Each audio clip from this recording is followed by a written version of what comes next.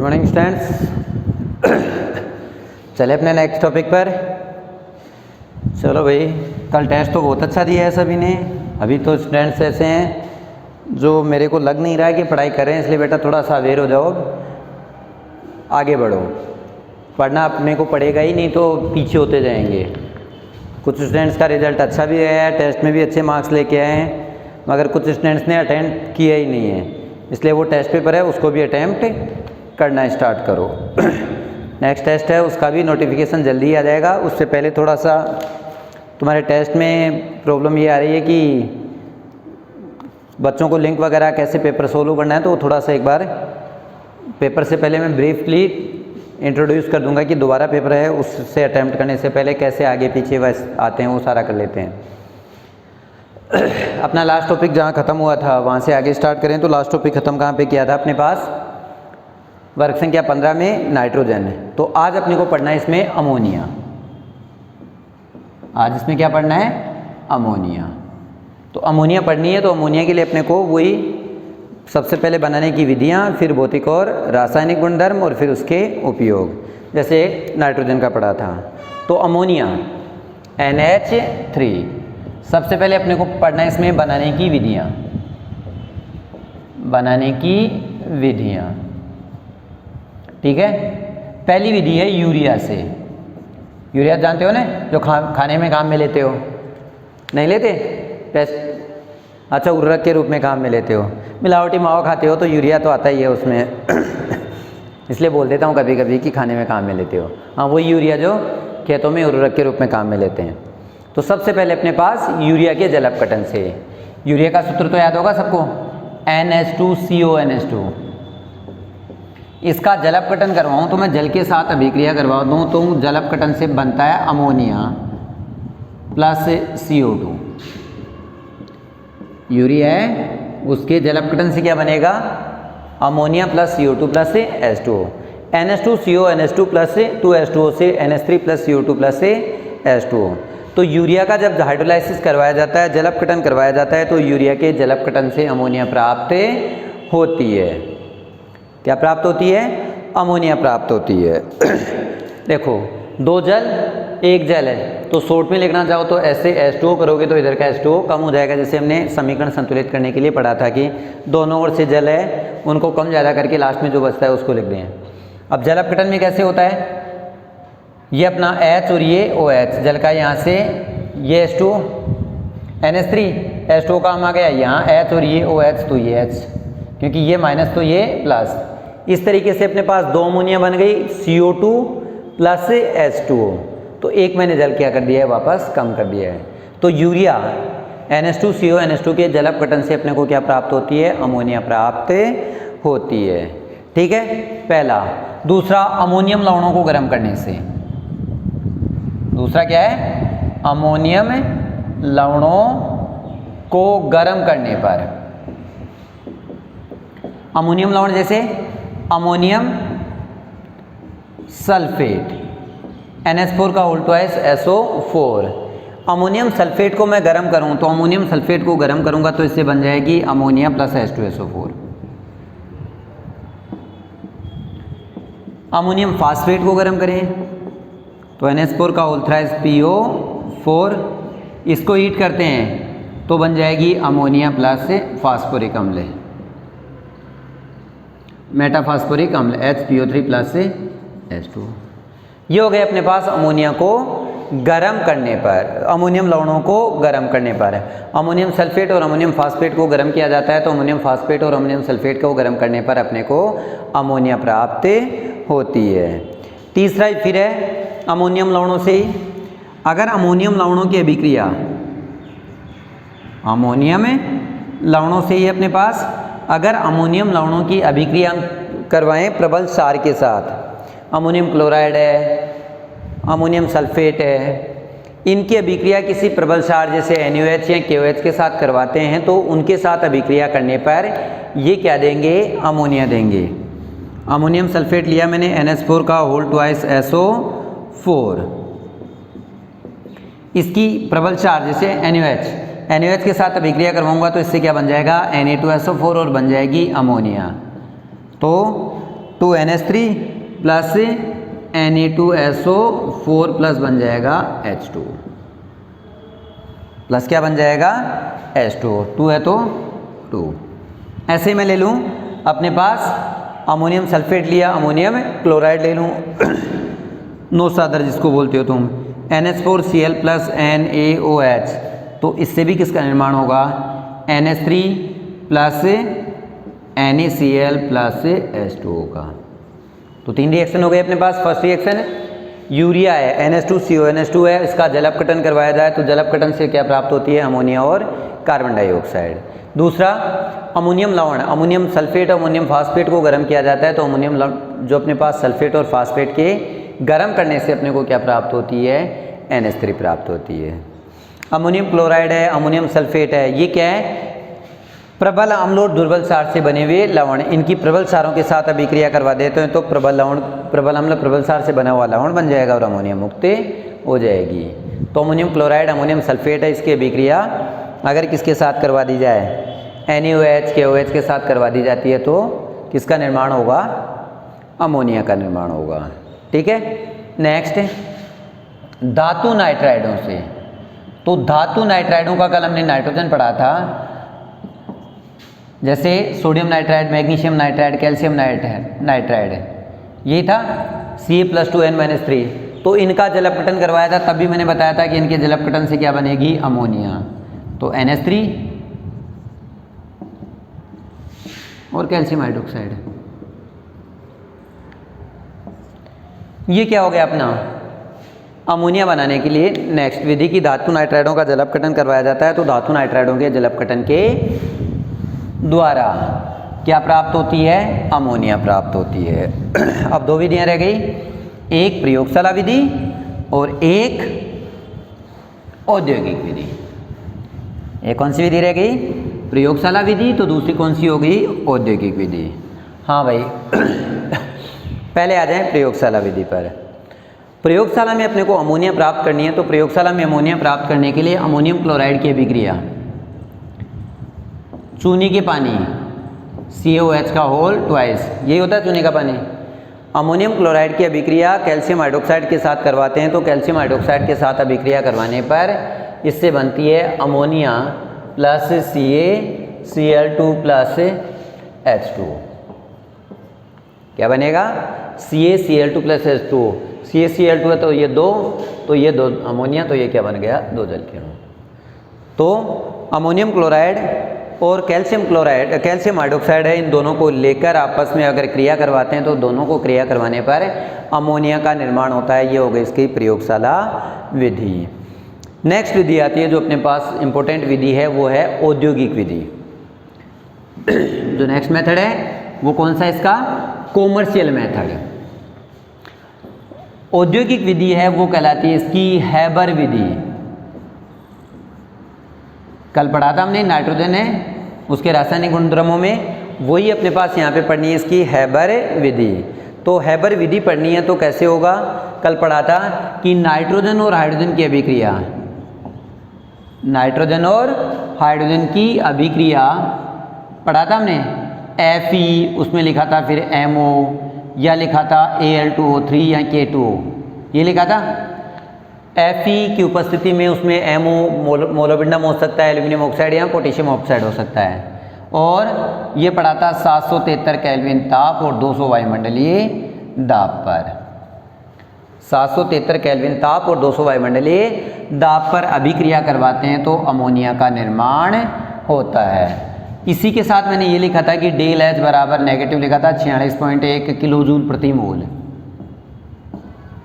तो क्या हुआ हैबर विधि में अमोनिया बनाने के लिए नाइट्रोजन व हाइड्रोजन की क्रिया FeMO उत्प्रेरक FeAl2O3 उत्प्रेरक FeK2O उत्प्रेरक की उपस्थिति में 773 केल्विन ताप व 200 वायुमंडलीय दाब पे करवाई जाती है। तो नाइट्रोजन व हाइड्रोजन अभिक्रिया करके क्या देते हैं अमोनिया देते हैं। ठीक है, अब ये हैबर विधि है। इस हैबर विधि की जो इंपॉर्टेंस है उसमें ये आ गया कि अमोनिया की लब्धि, अमोनिया की लब्धि, लब्धि का मतलब मात्रा, अमोनिया की मात्रा बढ़ाने के लिए आवश्यक शर्तें क्या है। बोर्ड में कंपटीशन में नीट है, IIT है, उसमें यही क्वेश्चन पूछता है कि हैबर विधि से अमोनिया प्राप्त करते समय अमोनिया की यील्ड या लब्धि मात्रा बढ़ाने के लिए आवश्यक शर्तें क्या है। तो एक उत्क्रमणीय अभिक्रिया है। अब उत्क्रमणीय अभिक्रिया है तो N2H2 अमोनिया बना रहे और अमोनिया वापस किस में कन्वर्ट हो रही रहेगी, N2H2 में। तो अमोनिया को बढ़ाने के लिए अपने को क्या क्वांटिटी, कौन कौन से कारक चाहिए।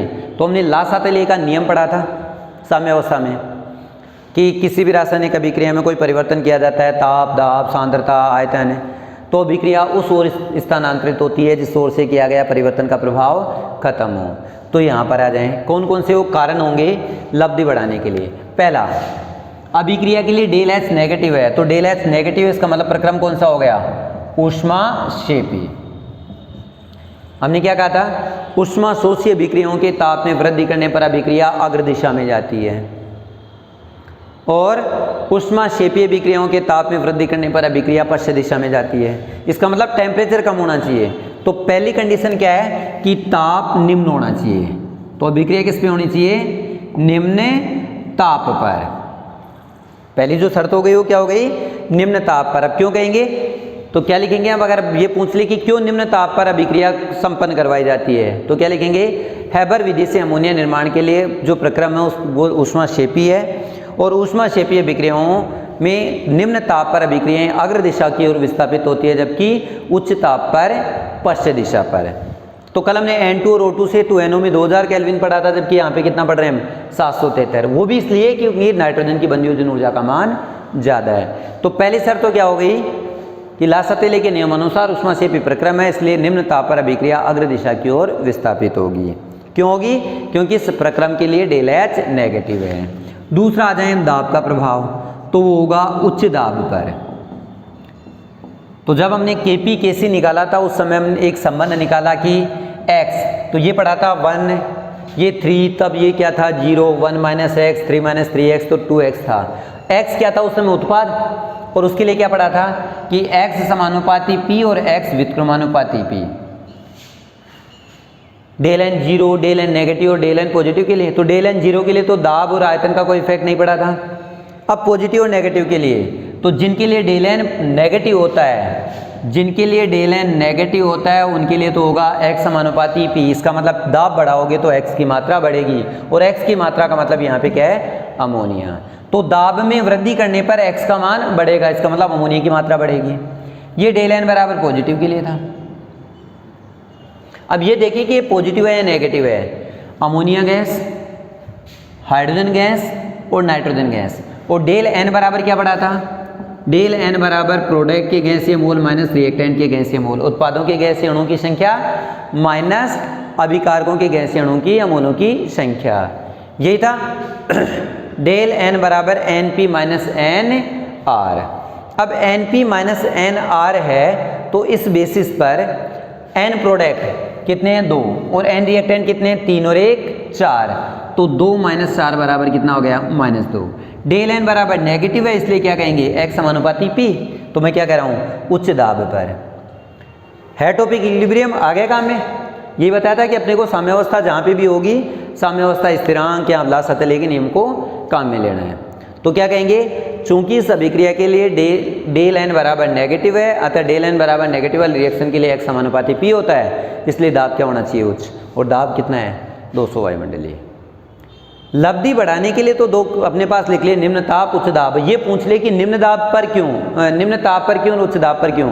तो निम्न ताप की तरह उच्च दाब पर क्या कहेंगे कि अभिक्रिया के लिए डेल n नेगेटिव है, ऐसी अभिक्रियाओं के लिए x समानुपाती p होता है, अतः दाब में वृद्धि करने पर अमोनिया की लब्धि बढ़ेगी। और तीसरा उत्प्रेरक। उत्प्रेरक तुम जानते ही हो, क्या बताया था कि ऐसा साधन जो रासायनिक अभिक्रिया के वेग को बढ़ा देता है, ऐसा पदार्थ जो रासायनिक अभिक्रिया के वेग को बढ़ा देता है परंतु अभिक्रिया के पश्चात उसमें किसी प्रकार का कोई परिवर्तन नहीं होता। तो उत्प्रेरक के लिए मैंने क्या बताया था, उत्प्रेरक अग्र और पश्च दोनों अभिक्रियाओं के वेग को बढ़ा रहा है। अग्र दिशा की ओर विस्थापित करने के कारक ये हो गए तो अभिक्रिया का वेग जल्दी बढ़ेगा, वो अग्र और पश्च का बढ़ेगा, परंतु ये दोनों अग्र दिशा में विस्थापित करेंगे। तो क्या कहेंगे उत्प्रेरक की उपस्थिति Fe, उसके साथ क्या हो सकता है MO हो सकता है, K2 हो सकता है या Al2O3 हो सकता है। अब यहाँ पे पूछ लेते हैं कि Fe तो क्या है, तो Fe तो यहाँ पे क्या है भाई, उत्प्रेरक है। ये है उत्प्रेरक वर्धक। उत्प्रेरक वर्धक का मतलब ऐसा कोई पदार्थ जो उत्प्रेरक की क्रियाशीलता को बढ़ाता है, तो वो क्या कहलाता है, उत्प्रेरक वर्धक कहलाता है। तो हैबर प्रक्रम में अमोनिया है, उसके निर्माण के दौरान Fe उत्प्रेरक का कार्य करता है, परंतु उसमें उपस्थित MO, K2 और Al2O3 इसकी क्रियाशीलता को बढ़ा रहे हैं। किसकी क्रियाशीलता को, Fe, इसलिए क्या कहेंगे, उत्प्रेरक वर्धक कहलाएंगे। ठीक है, तो हैबर विधि क्या हुआ, नाइट्रोजन Fe MO उत्प्रेरक या Fe K2 उत्प्रेरक या Al2O3 उत्प्रेरक की उपस्थिति में 773 केल्विन ताप व 200 वायुमंडलीय दाब पर अभिक्रिया करके अमोनिया देते हैं। ये अभिक्रिया क्या कहलाती है, हैबर विधि कहलाती है। इसमें अमोनिया की मात्रा, जिसको हम क्या बोलेंगे, लब्धि, बढ़ाने के लिए आवश्यक शर्त क्या हो गई, तापमान निम्न हो, दाब उच्च और उत्प्रेरक की उपस्थिति हो। ये हो गया अपना अमोनिया के बनाने की औद्योगिक विधि।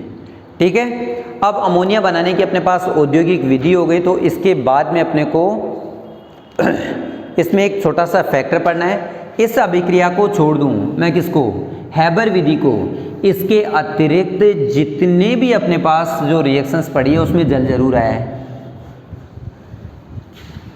यूरिया का जल अपघटन तो उसमें भी जल था, अमोनियम लवणों को गर्म करने पर उसमें भी जल था, अमोनियम लवणों के NaOH KOH से अभिक्रिया उसमें भी जल था, धातु जो अपने पास नाइट्राइड है उनका जल अपघटन है उसमें भी जल है, अमोनियम क्लोराइड और चूने के पानी है उसकी क्रिया से तो पानी उसमें भी है, तो इसका मतलब जल है।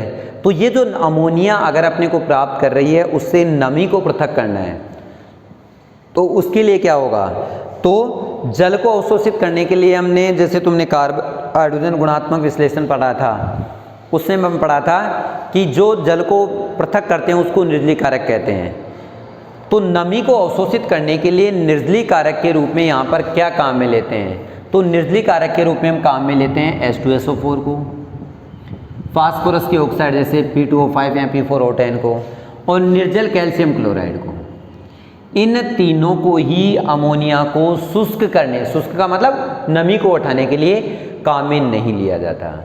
इसमें काम में लिया जाता है CaO, बिना बुझा हुआ चूना। ये CaO है वो नमी को अवशोषित कर लेता है, ये क्यों नहीं लेते, अमोनिया है वो H2SO4 के साथ अभिक्रिया करके अमोनियम सल्फेट बना लेती है, इसलिए काम में नहीं लेते, क्योंकि H2SO4 निर्जलीकारक है, परंतु यहाँ पर नमी को अवशोषित करने के साथ साथ अमोनिया के साथ अभिक्रिया कर जाता है। ऐसे P2O5 है, ये नमी को अवशोषित करके H3PO4 ये देता है, और H3PO4 है वो अमोनिया के साथ अभिक्रिया करके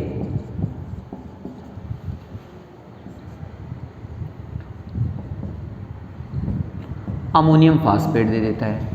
ऐसे ही कैल्शियम क्लोराइड है वो अमोनिया के साथ अभिक्रिया करता है तो कंपाउंड देता है CaCl2.8NH3, एक कॉम्प्लेक्स कंपाउंड बना लेता है। तो तीनों में ही अमोनिया का ये क्या कर रहे हैं, उपयोग कर रहे हैं, इसलिए इसको निर्जलीकारक के रूप में काम में नहीं लिया जाता। किस किस को, H2SO4, P2O5 और CaCl2 को किसको काम में लेते हैं, किसको काम में लेते हैं, CaO को काम में लेते हैं। ये हो गई अपने पास बनाने की विधियाँ। क्वेश्चन आएगा पेपर में तो कैसे आएगा कि N2 प्लस H2 ऐसे देगा और ये पूछेगा अभिक्रिया को कंप्लीट कीजिए। तो अभिक्रिया को कंप्लीट करने के लिए N2 प्लस 3H2 FeMO 200 वायुमंडलीय दाब 373 केल्विन ताप 2NH3 और डेल H बराबर 46.1। याद नहीं है तो माइनस डेल H बराबर नेगेटिव, इसका मतलब ऊष्मा क्षेपी प्रक्रम है। ठीक है, ये हो गए अपने पास अमोनिया के बनाने की विधियाँ। अब नेक्स्ट अपने को पढ़ना है इसके भौतिक और रासायनिक गुणधर्म।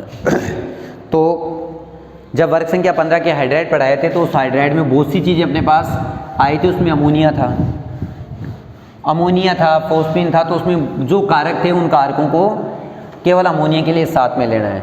तो सबसे पहले बात करें इसकी भौतिक अवस्था की, तो भौतिक गुणधर्म में ये कैसी होती है, ये होती है रंगहीन, कलरलेस और तीक्ष्ण गंधयुक्त गैस, तीक्ष्ण गंधयुक्त अब गैस, इसकी गंध कैसी होती है? तुम टॉयलेट्स वगैरह जाते हो तो वहाँ यूरिनल में स्मेल आती है, यूरिनल होते हैं उनमें स्मेल आती है, वो स्मेल यूरिया है, उसके जलपकटन के कारण अमोनिया बनती है, उसकी आती है, इसलिए उसकी गंध क्या होती है? अपने को जो ये कहें कि उसके पास में जो स्मेल होती है उससे अपने को अनकॉन्शियस सा या थोड़ा सा अटपटा सा महसूस होता है, तो वही क्या होती है कि तीक्ष्ण गंध होती है। तो अमोनिया क्या हो गया? एक रंगहीन तीक्ष्ण गंधयुक्त गैस है, वायु से हल्की होती है, वायु से क्या होती है? हल्की होती है, और जल में पूर्णतः विलय होती है। पीछे पढ़ा था जल में विलेयता का कारण कि वर्ग संख्या 15 में जल में विलय था, तो ये कहा था कि अमोनिया जल के साथ जल में विलय है। क्यों विलय है? तो कारण पढ़ा था कि जल के साथ हाइड्रोजन बंध बनाती है, जल में पूर्णतः विलय है। ठीक है, जल में विलेयता का कारण क्या हो गया? हाइड्रोजन बंध। इसका क्वथनांक होता है, बॉइलिंग पॉइंट होता है 239.7 केल्विन, इसलिए कमरे के ताप पर, कमरे का ताप का मतलब क्या हो गया? 293 केल्विन, ये क्या है? गैस है। ठीक है, एक और इम्पोर्टेंट है, ये अमोनिया द्रव, अगर अमोनिया को ली जाए, इसको कंडेंस किया जाए, संघनित किया जाए और द्रव अवस्था में लिया जाए और फिर ये प्रसारित होती है, तो जब द्रव अमोनिया वाष्पित होती है, गैस में बदलती है, तो ये ठंडक उत्पन्न करती है, इसलिए द्रव अमोनिया को प्रशीतक का मतलब कूलेंट के रूप में, द्रव अमोनिया को प्रशीतक या कूलेंट के रूप में काम में लिया जाता है।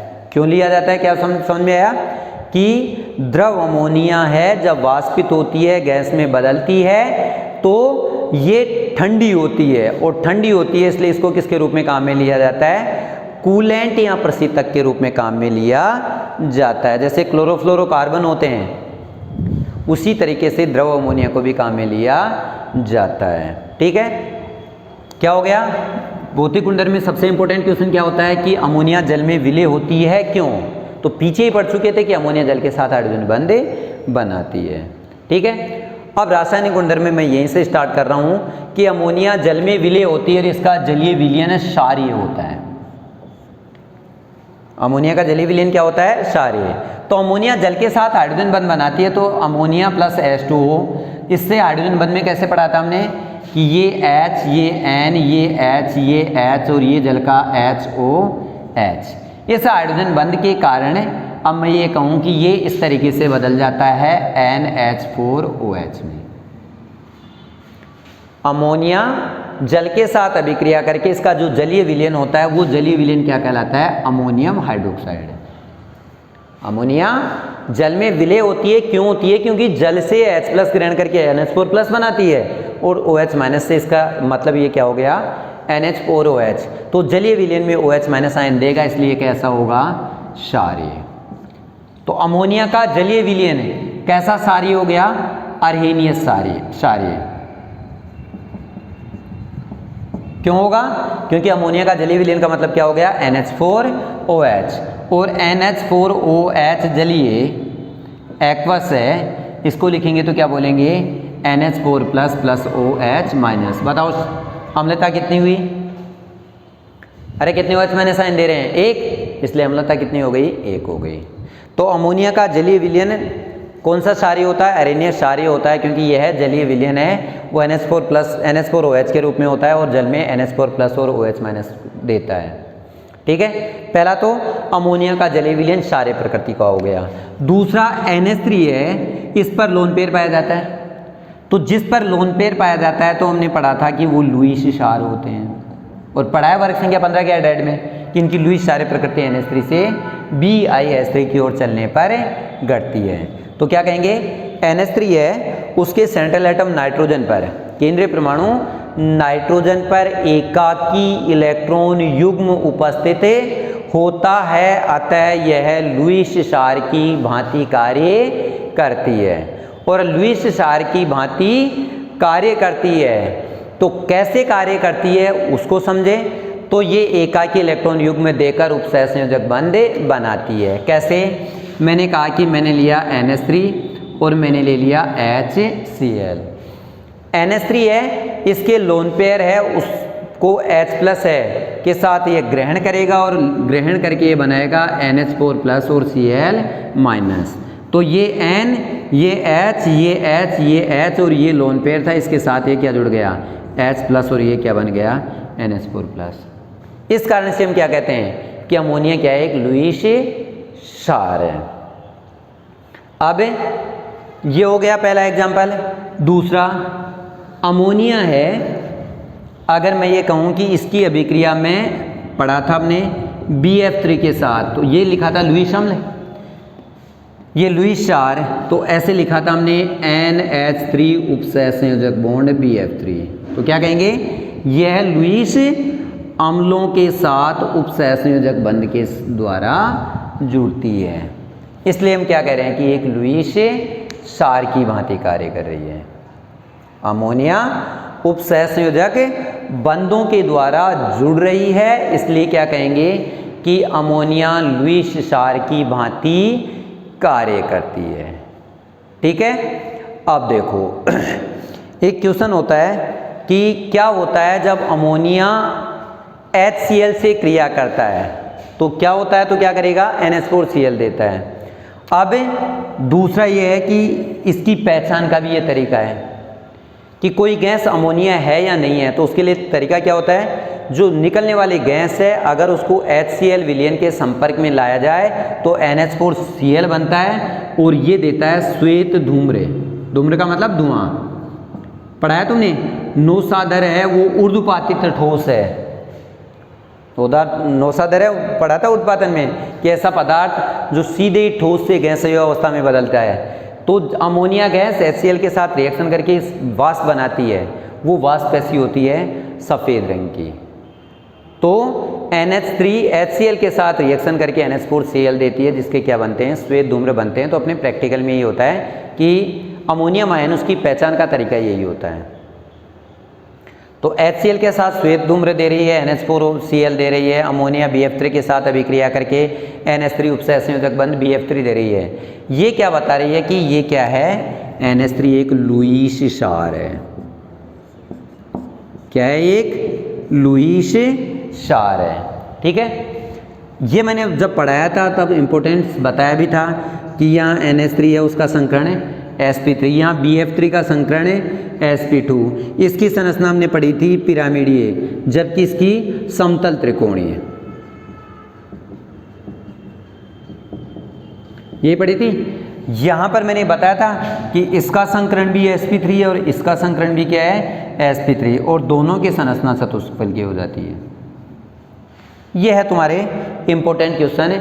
क्वेश्चन कैसे आता है, जब अमोनिया BF3 के साथ अभिक्रिया करके एक संकुल बनाता है तो उस संकुल में नाइट्रोजन और बोरान का संकरण क्या होगा।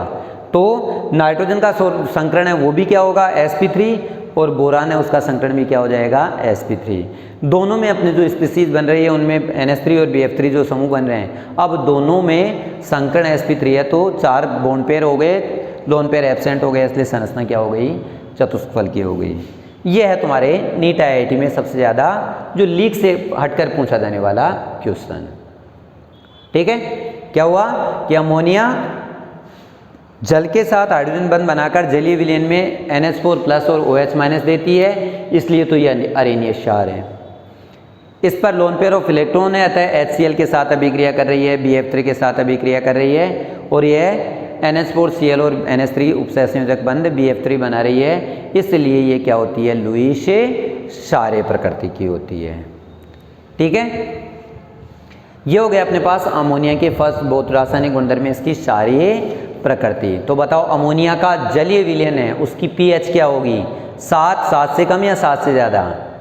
क्षारीय तो pH क्या होगी, 7 से ज़्यादा। परंतु मैं बिना जलीय विलयन की बात करूं तो अमोनिया है वो लुईस क्षार नहीं है, इसका मतलब इसकी pH का हम कोई आइडेंटिफिकेशन इस समय नहीं कर सकते। जैसे बताया था कि HCl गैस और HCl एक्वस। ये हो गए अपने पास अमोनिया की भौतिक गुणधर्म में फर्स्ट है क्षारीय प्रकृति। नेक्स्ट आता है धातु आयनों, संक्रमण धातु आयनों या उपसहसंयोजक यौगिकों का निर्माण करना। तो नेक्स्ट क्लास में इसके रासायनिक गुणधर्म उपयोग पढ़ेंगे और फिर पढ़ेंगे नाइट्रोजन है उसके ऑक्साइड्स। ओके। ठीक है भाई, किसी बच्चे की कोई डाउट हो, प्रॉब्लम हो किसी भी टॉपिक से रिलेटेड, तो मेरे को फ़ोन करके इन्फॉर्मेशन दे देना।